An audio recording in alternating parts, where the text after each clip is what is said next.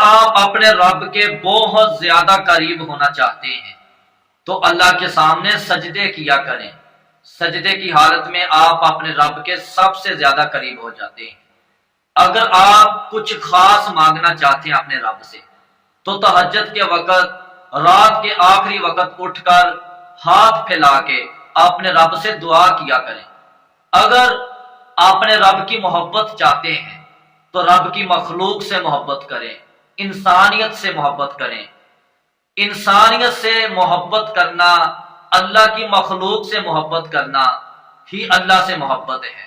اگر آپ اپنے رب کی رضا چاہتے ہیں، اگر آپ اپنے رب کی خوشنودی چاہتے ہیں تو عبادت پر، نیکی پر ہمیشگی اختیار کریں۔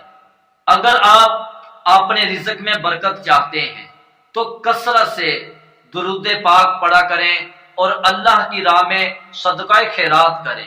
اگر آپ اپنے چہرے کی رونق چاہتے ہیں تو نماز تہجد پڑھا کریں۔ اگر آپ سکون چاہتے ہیں، غمگین بیٹھے ہیں، اداس بیٹھے ہیں تو ایسی حالت میں اللہ کی کتاب قرآن کریم کی تلاوت کیا کریں۔ اگر آپ کو مشکلات نے گھیر لیا ہے، مصیبتوں نے جکڑ لیا ہے تو کثرت سے لا حول ولا قوت الا باللہ یہ پڑھا کریں۔ کثرت سے استغفار کیا کریں، اللہ سے توبہ کیا کریں۔